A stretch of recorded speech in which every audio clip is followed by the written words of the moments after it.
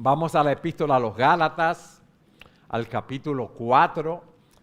Para aquellos que nos visitan, estamos predicando una serie expositiva de mensajes del apóstol Pablo a los Gálatas. Él les había predicado el evangelio de la gracia de Dios por medio de la fe en Jesucristo.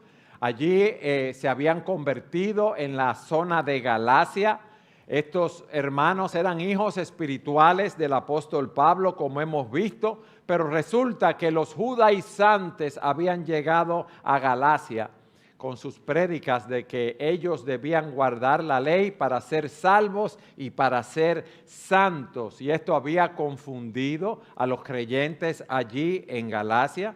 Hasta aquí hemos visto en los capítulos 1, 2 y 3 y en el 4 del 1 al 12 cómo Pablo los había amonestado a ellos, los había reprendido y cómo les había también explicado a la luz de las Escrituras el error de los judaizantes. Pero hoy vamos a ver un mensaje que hemos titulado El corazón de un pastor.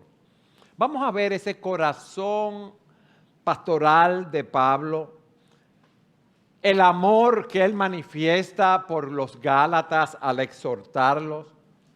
Ya él pasa de haber dado aplicaciones doctrinales a aplicaciones más personales. Y esta porción que vamos a leer en el capítulo 4, de los versículos 12 al 20, veremos ese gran afecto personal que Pablo emplea para hablar con ellos. Él está derramando su corazón delante de estos hermanos tan amados. Vamos a ver cómo él les dice: yo los amo más de lo que puedo expresar. Yo los amo tanto como ustedes me han amado a mí. Y quiero que prestemos atención porque esto tiene una importancia vital. Gálatas capítulo 4. Versículo 12. Les ruego, hermanos, háganse como yo, pues yo también me he hecho como ustedes. Ningún agravio me han hecho. Pero saben que fue por causa de una enfermedad física que les prediqué o les anuncié el evangelio la primera vez.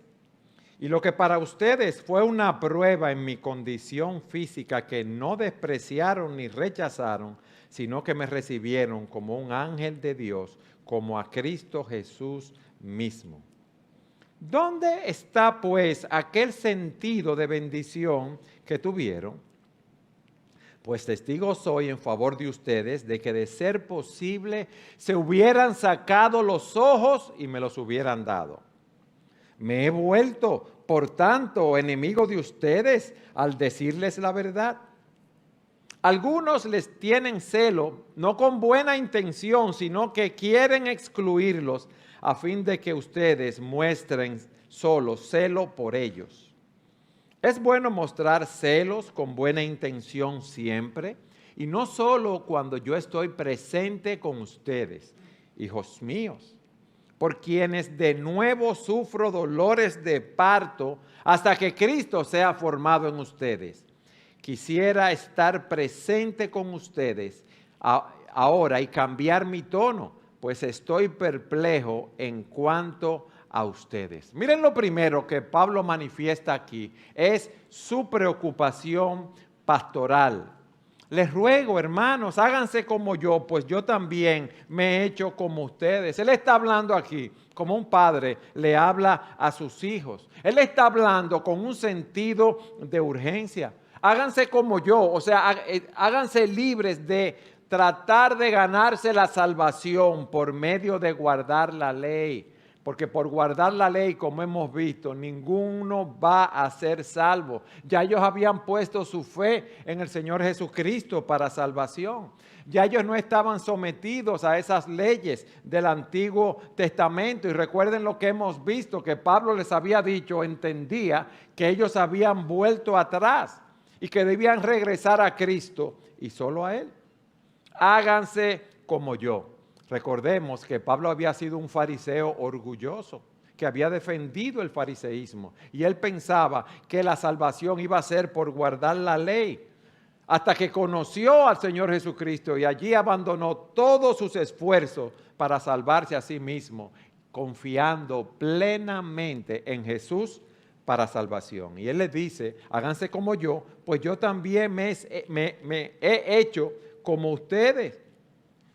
Yo también me he despojado por completo del legalismo que yo había defendido con tanta firmeza. Fíjense cómo Él tiene el denuedo, la confianza de decirle, háganse como yo.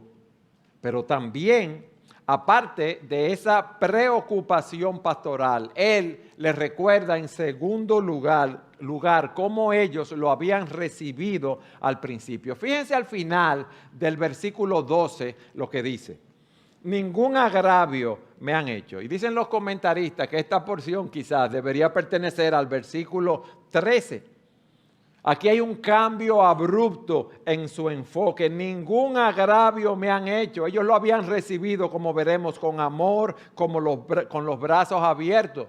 Pero ahora lo estaban rechazando, en el sentido de que estaban rechazando la doctrina. Y por eso Él dice ahora en el versículo 13, pero saben que fue por causa de una enfermedad física que yo les prediqué el evangelio la primera vez.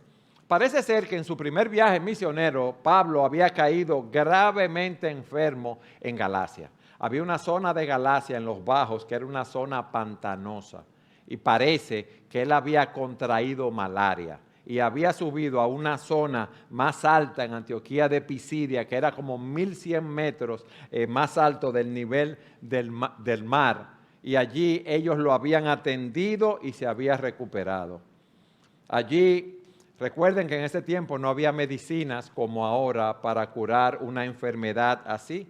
Y parece que ellos lo atendieron, le bajaron la fiebre, si era malaria, le cambiaron las vendas, lo alimentaron en medio de su enfermedad. Recuerden que fue Pablo quien les llevó el evangelio a ellos. Recuerden que fue Pablo que los alimentó espiritualmente. Recuerden que fue Pablo que era su padre espiritual. Y miren lo que él dice entonces en el versículo 14. Y lo que para ustedes fue una prueba en mi condición física, que no despreciaron ni rechazaron, sino que me recibieron como un ángel de Dios, como a Cristo Jesús mismo. Parece que la condición física de Pablo era bastante mala por la malaria y parece que era algo que daba cierto rechazo, vamos a decir así, cierta repugnancia. Y Pablo les dice, mira, a pesar de cómo estaba mi condición física, ustedes no me rechazaron. Recuérdense que no solamente no habían medicinas, allí no habían vendajes antisépticos, allí una enfermedad sencilla se podía convertir en un problema sumamente grave, una herida podía oler mal, no tenían el cuidado que tenemos ahora. Pero esa enfermedad no fue una barrera para que los hermanos recibieran a Pablo y recibieran su evangelio. Y miren la forma como lo recibieron, porque él dice, me recibieron como un ángel de Dios, como a Cristo Jesús mismo. Ellos no cuestionaron el aspecto que Pablo tenía. Ellos oyeron el mensaje y se convencieron que era un mensajero de Dios y que había sido una bendición espiritual para su vida. Hermanos, yo decía al principio en los capítulos 1, 2 y 3, hasta el capítulo 4, que esta era una epístola muy doctrinal, ¿recuerdan? Pero estudiando este texto, yo he visto muchas aplicaciones que podemos tomar para nuestras vidas. Fíjense cómo la mano soberana de Dios está involucrada en todos los aspectos de nuestras vidas. Fíjense cómo Dios es el gobernante número 1 del universo.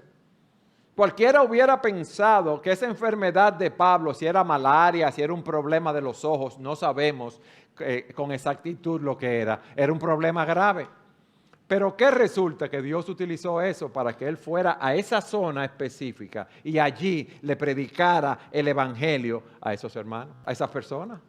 Gloria a Dios por eso, hermanos. Eso debe enseñarnos a nosotros que ningún aspecto de nuestras vidas, ninguna situación que nosotros estemos viviendo está fuera del control de Dios. Pero miren también la manera tan amorosa, clara y abierta que fue recibido por los hermanos. Dice el pastor Steve Lawson que es difícil decir esto, ¿verdad? Porque él es un pastor, yo soy un pastor también, pero así nosotros debemos recibir a aquellos que nos predican la palabra de Dios. Con gozo, porque rechazar al mensajero es rechazar el mensaje de la palabra. Y yo estaba viendo aquí en las Escrituras cómo ellos habían recibido a Pablo. Él había llegado, había estado en la sinagoga en el día de reposo, predicaron el evangelio y dice, y la gente les rogaba que el siguiente día de reposo les hablaran de estas palabras. Más adelante dice, el siguiente día de reposo casi toda la ciudad se reunió para oír la palabra del Señor. Y más adelante dice, oyendo esto, los gentiles se regocijaban y glorificaban la palabra del Señor y creyeron cuantos estaban ordenados a vida eterna. Y dice más adelante, que ellos hablaron de tal manera la palabra que creyó una gran multitud, tanto de judíos como de griegos. Así es que nosotros debemos recibir la palabra de Dios, mis hermanos. Pero fíjense también, en tercer lugar, otra aplicación, el amor que esos hermanos le habían mostrado a Pablo. Nosotros tenemos una confesión de fe común, pero también somos parte de una familia, hermanos. Y a nosotros nos unen los lazos del amor en Cristo. ¿Qué nos une a nosotros? El mayor pegamento que puede haber. La cola más poderosa, si podemos decirlo de esa manera. ¿Ustedes saben lo que nos une a nosotros? La sangre de Cristo. Y nada ni nadie nos puede separar de Cristo y de ese amor que nosotros tenemos en Él. Y una de las grandes atracciones de la iglesia es que se debe ver el amor, el cuidado, el servicio que mostramos los unos a los otros. ¿Por qué? Porque como creyentes nosotros somos un solo cuerpo. Y aquí nuestra comunión no se da solamente con aquellos que tienen la misma educación de nosotros, el mismo nivel socioeconómico, que son de la misma raza, no. Aquí todos somos hermanos en Cristo, aquí somos hijos de Dios, lo que hemos profesado, arrepentimiento y fe en Jesucristo. Y por lo tanto nosotros tenemos que mostrar preocupación por los hermanos, cuidar de nuestros hermanos porque somos miembros de una familia. Y ustedes saben cómo los no creyentes van a ver esa fe nuestra en el amor que nos mostramos los unos a los otros. Por eso el Señor Jesucristo dijo, un mandamiento nuevo les doy, que se amen los unos a los otros como yo los he amado. Así también se amen los unos a los otros. En esto conocerán que son mis discípulos si se tienen amor los unos por los otros. Entonces aquí vemos la preocupación pastoral de Pablo en primer lugar. Él en segundo lugar les recuerda a ellos la forma como lo habían recibido. Y ahora en tercer lugar, él les manifiesta a partir del versículo 15 y el 16 el cambio que había ocurrido, algo que había sido doloroso para él. Miren lo que dice el versículo 15. ¿Dónde está pues aquel sentido de bendición que tuvieron? ¿Dónde está ese sentido de satisfacción? ¿Dónde está esa felicidad, ese contentamiento, esa plenitud que ustedes tuvieron? Que ustedes manifestaron al principio. ¿Qué les hizo perder esa bendición? ¿Por qué ustedes se han puesto en mi contra y contra el evangelio de la gracia? Mis hermanos, es que ya ustedes no están satisfechos con Cristo. ¿Qué pasó con el gozo que ustedes una vez experimentaron? Es que ya ustedes no tienen hambre por la verdad. Es que ustedes ahora están oyendo cantos de sirena. Y les dice, pues soy testigo en favor de ustedes que de ser posible se hubieran sacado los ojos y me los hubieran dado. Él está hablando aquí en un sentido figurado, pero él está recordando el gran amor que ellos tenían, que estuvieron dispuestos, si podemos decir así, a sacrificar algo tan importante como su sentido de la vista, de manera hipotética, para suplir el problema que Pablo tenía. Hoy había pasado unos cuantos años, un poco tiempo, ya la situación había cambiado de una manera radical. Pero miren lo que les dice en el versículo 16, me he vuelto por tanto enemigo de ustedes al decirle la verdad. Él está hablando de una manera figurada, de una manera retórica. Ahora, yo que les prediqué el evangelio a ustedes, yo soy su mayor oponente ahora. Imagínense cómo Pablo se sentía, señores, cuando tú le dedicas años, tiempo a ministrar a unas personas, tus hijos espirituales, y verlos en esa condición. ¿Realmente ustedes están creyendo todas esas teorías, chismes que están trayendo los judaizantes? ¿Ustedes piensan que yo estoy opuesto a ustedes? Aparentemente, algunos miembros de la iglesia sí habían ya sucumbido a la influencia de los judaizantes y habían empezado a dudar de la verdad de la salvación por la fe, la cual habían aprendido y aceptado por medio de Pablo. Parece que el legalismo se había vuelto más atractivo que el evangelio de la gracia.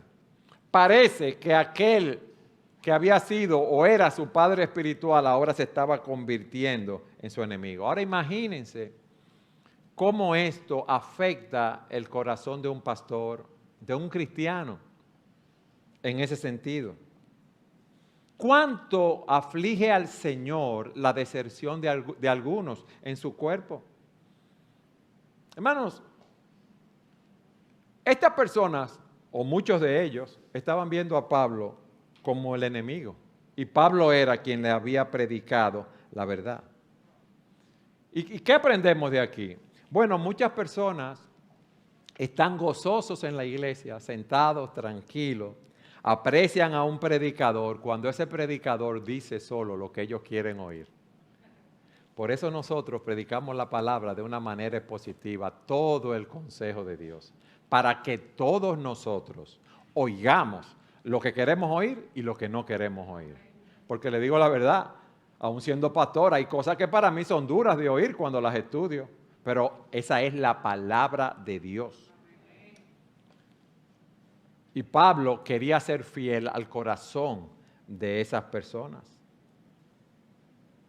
Pablo es un padre espiritual que está sufriendo por sus hijos espirituales.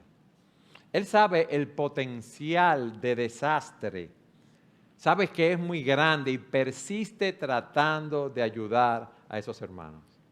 A todos nosotros nos ha pasado eso. Hermanos, ¿qué tú haces cuando una persona que tú amas rechaza tu consejo y se enoja cuando tú lo que quieres es hacerle un bien? Eso es lo que le estaba pasando a Pablo. Hablando en buen dominicano, ¿cuál es el primer deseo de uno? Deja eso, suéltalo en banda. ¿No es así que hacemos nosotros? Déjalo. O yo no voy a decir nada, ¿no? Pero si no digo nada, la cosa empeora. Y si digo algo, la situación puede ser peor también. Pablo fue fiel al alma de esos hermanos. Y Pablo rebatió sus argumentos. Pablo les dijo lo que quizás ellos no querían oír. ¿Ustedes saben por qué, mis amados? Porque los amaba demasiado.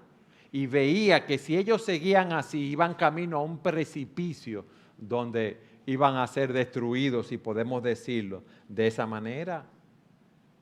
Y nosotros debemos ser fieles a aquellos a quienes nosotros amamos. Pero en cuarto lugar, vemos aquí cómo Pablo les da una advertencia. Pablo empieza ahora a decirles que sus enemigos verdaderos eran los judaizantes. Miren lo que dice en el versículo 17, algunos les tienen celo, no con buena intención, sino que quieren excluirlos a fin de que ustedes muestren celo por ellos. Esa palabra celo que se utiliza ahí en el original, nos da la idea de tener un interés serio con alguien y con frecuencia se utilizaba en referencia a un hombre que pretendía a una mujer. Y Pablo le está diciendo lo siguiente, miren, los judaizantes le hablan como un hombre que está pretendiendo a una mujer. Ellos quieren pretenderlo, ellos quieren conquistarlo a usted, pero ellos son pretendientes falsos. Ellos están manifestando un amor o un interés falso. Ellos le están haciendo promesas de satisfacción como hacen esas sectas falsas para que ustedes vengan a ellos. Eso es lo que sucede con los judaizantes y ellos los estaban esclavizando más.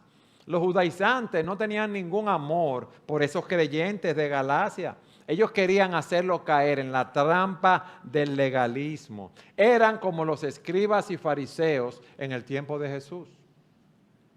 Como dice en Mateo 23:15, hay de ustedes, escribas y fariseos, hipócritas, que recorren el mar y la tierra para hacer un prosélito, y cuando llega a hacerlo, lo hacen hijo del infierno 2 veces más que ustedes. Oigan bien. Y lo hacen un hijo del infierno 2 veces más que ustedes. Algunos le tienen celo, pero no con buena intención.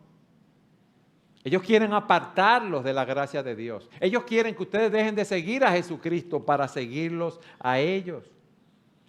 Es como dice un autor, una de las características de los falsos maestros es que tratan de ganar a los convertidos de otros y no los dirigen a la palabra de Dios ni a Jesucristo. Óigame bien, los apartan de los caminos del Señor. ¿Ustedes saben para qué? Para que los sigan a ellos. Ellos estaban robando a esos creyentes para confundirlos. Un verdadero siervo de Dios no se aprovecha de las personas de la iglesia. Un verdadero siervo de Dios no está buscando enaltecerse a sí mismo, no está buscando que lo vean a él, no está pensando, mira qué grande la obra que nosotros estamos haciendo aquí. No, un verdadero siervo de Dios sirve con amor, quiere que las personas conozcan a Cristo, quiere que crezcan a la imagen de Cristo y que el nombre del Señor sea glorificado.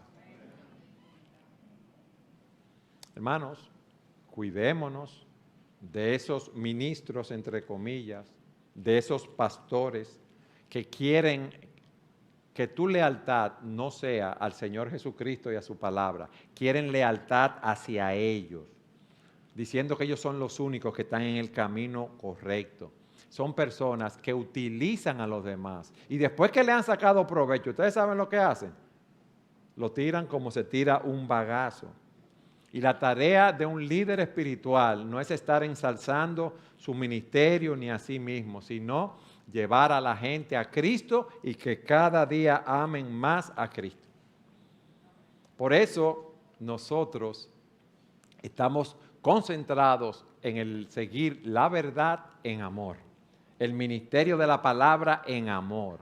Dice la Escritura, fieles son las heridas del amigo, pero engañosos los besos del enemigo. Pablo les había dicho la verdad a los Gálatas y ellos ahora se estaban oponiendo a Pablo, estaban recibiendo los besos que le estaban dando esos judaizantes, que los estaban esclavizando, que los estaban llevando a una vida de dolor, que los estaban esclavizando y haciendo mendigos. Hermanos, y debemos tener mucho cuidado en ese sentido con aquellos que vienen pintándonos o cantándonos, como dicen, cantos de sirena. Versículo 18. Es bueno mostrar celo con buena intención siempre y no solo cuando yo estoy presente con ustedes. ¿Qué dice el apóstol? Que él había mostrado un interés sincero con ellos, cuando estaba con ellos y cuando no estaba con ellos también. Y en quinto lugar, Pablo les habla del amor apasionado que tenía por ellos, ese amor espiritual, por sus hijos. Versículos 19 y 20. Hijos míos, por quienes de nuevo sufro dolores de parto hasta que Cristo sea formado en ustedes, quisiera estar presente con ustedes ahora y cambiar mi tono, pues estoy perplejo en cuanto a ustedes. hijos míos de nuevo. Ellos habían nacido bajo la predicación de Pablo. Ellos eran muy queridos por ellos, por quienes sufro dolores de parto hasta que Cristo sea formado en ustedes. Él presenta la imagen de una mujer que está dando a luz. Yo estoy sufriendo esos dolores al verlos a ustedes en esa condición, apartándose del Señor, queriendo seguir por otros caminos. Y yo sufro esos dolores hasta que Cristo sea formado en vosotros. Eso era lo que Él buscaba.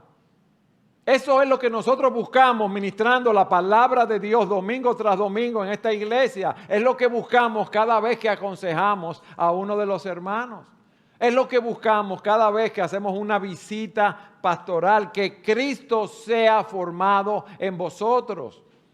Que nos vayamos despojando de esos patrones del viejo hombre, que nos vayamos renovando en el espíritu de nuestra mente con la palabra y que nos vistamos del nuevo hombre. Ese es el programa de Dios para nosotros y para esta iglesia, mis hermanos. Dice Romanos 8:29, porque a los que antes conoció, también los predestinó. ¿Para qué?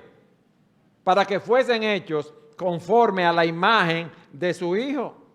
Ese es el objetivo de Dios para nosotros. Llegará un momento, hermanos, en que seremos glorificados. Llegará un momento en el cual Dios transfigurará el cuerpo de nosotros, los creyentes, para que se conforme al cuerpo de gloria de Jesucristo. Nosotros estamos en un proceso de santificación progresiva, pero algún día estaremos delante del Señor con cuerpo glorificado. ¿Y qué es lo que Dios quiere para ti y para mí? Que reflejemos en este mundo, en la medida de lo posible, claro está, porque no somos perfectos, la gloria de Dios creciendo cada día a la imagen de Jesucristo. Eso es lo que el Señor quiere para nosotros. Y eso es lo que nosotros debemos buscar en todo tiempo y en todo momento. Esa es la transformación progresiva que opera el Espíritu Santo en nuestras vidas. Cada vez que tomamos la palabra, la aplicamos a nuestras vidas en el poder del Espíritu Santo. Por eso en 2 Corintios 3:18, Pablo dice, por tanto, nosotros todos, mirando cara a cara descubierta como en un espejo la gloria del Señor, somos transformados de gloria en gloria en la misma imagen como por el Espíritu del Señor. Y esa es nuestra meta. Y eso es lo que Pablo quería para los Gálatas. Pablo estaba preocupado por el futuro de ellos. Y dice ahora en el versículo 20, quisiera estar presente con ustedes ahora y cambiar mi tono, pues estoy perplejo en cuanto a ustedes. Y la idea que da es que yo estoy asombrado. Yo estoy asombrado. Lo que ustedes están haciendo no tiene sentido. Pero él estaba consciente que Satanás trata de dañar la relación de nosotros los creyentes. Nos ataca con dardos de fuego. Tiene diferentes estratagemas, como vimos cuando estudiamos la epístola a los Efesios, y nosotros debemos estar en guardia. Pablo ya no sabía qué decir en ese sentido. Estaba perplejo en cuanto a la reacción de ellos. Él no podía entender cómo, luego de ellos haber sido enseñados también en el Evangelio, haber dado frutos de conversión, haber creído el Evangelio de la gracia, ahora parecía que lo estaban abandonando con precipitación. Hermanos, nosotros debemos estar en guardia. Siempre debemos estar en guardia. El maligno anda como león rugiente buscando a quien devorar. Pero hay más cosas que podemos aprender ya para concluir. Hermanos, de aquí aprendemos que el progreso del Evangelio va acompañado de sufrimiento, como dice el ministro Tom Schreiner. Así ha sido a través de la historia de la iglesia. Pablo llega, siembra la palabra, se siembra una iglesia allí. ¿Y qué pasa? Llegaron los judaizantes. ¿Quiénes llegaron? Los emisarios de Satanás, para desbaratar esa obra. Pero es un testimonio cuando el mundo ve que nosotros como cristianos nos mantenemos en el frente de batalla. Cuando ve que estamos dispuestos a sufrir y a morir por nuestra fe. A sufrir, a perder un trabajo, a ser perseguidos, a mantener nuestra convicción delante de quien sea. Eso es un testimonio para las personas del mundo. Decía Tertuliano que la sangre de los mártires es la semilla de la iglesia. Oiga bien, que la iglesia avanza cuando se predica al Señor crucificado y vive una vida crucificada. Y yo creo que en el tiempo que estamos viviendo predicamos a un Señor crucificado, pero no queremos vivir una vida crucificada.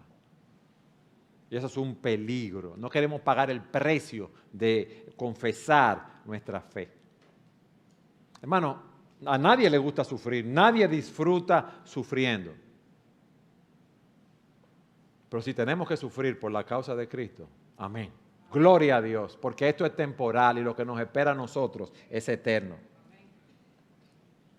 En segundo lugar, también aprendemos que debemos ejercitar la paciencia y el amor.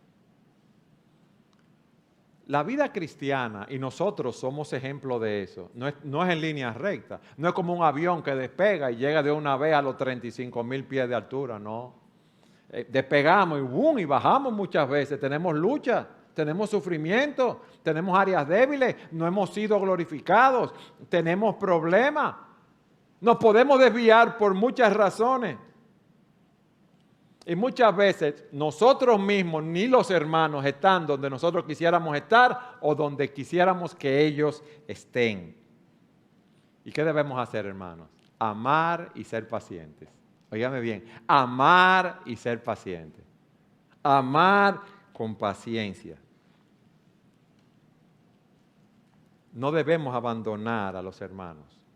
Imagínense que el Señor, cada vez que nosotros pecamos, que nos viene un mal pensamiento, que hacemos algo malo, seguimos un curso de acción incorrecto, que el Señor nos dejara. Hace rato que tuviéramos suelto en banda, ¿verdad? Hace rato que tuviéramos como una chichigua que ya perdió la cola y se cortó el hilo. Pero el Señor nos ha cuidado, nos ha preservado, ha estado con nosotros. Hermanos, debemos seguir la verdad, no debemos permitir el pecado, pero en amor.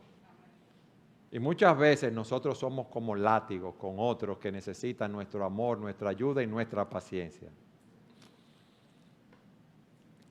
Y en tercer lugar, vemos también aquí cómo la falta de crecimiento de otros puede traernos angustia y dolor. Miren a Pablo, él tenía dolor, lo hemos visto, tenía angustia.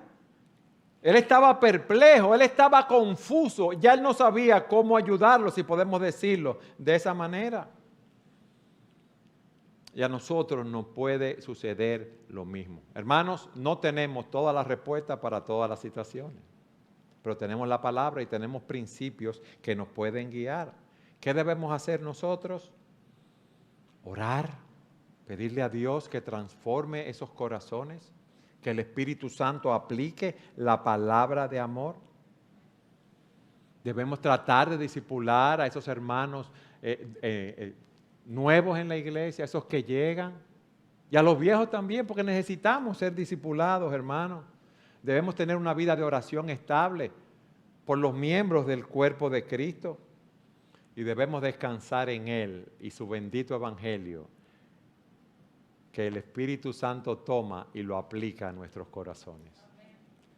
Yo titulé el mensaje, decía al principio, el corazón de un pastor. Pero ese debe ser el corazón de cada uno de nosotros, los creyentes. Óigame bien, ese debe ser el corazón de cada uno de los hijos de Dios. Que Dios tome la palabra, la aplique a nuestros corazones y la aplique al corazón de los demás. Debemos seguir la verdad en amor en todo tiempo y en todo momento. Dios nos dé, mis amados, ese corazón pastoral y personal que necesitamos para guiar a muchas personas a Cristo y para ayudar a muchos cristianos a poder madurar en su fe. Amén.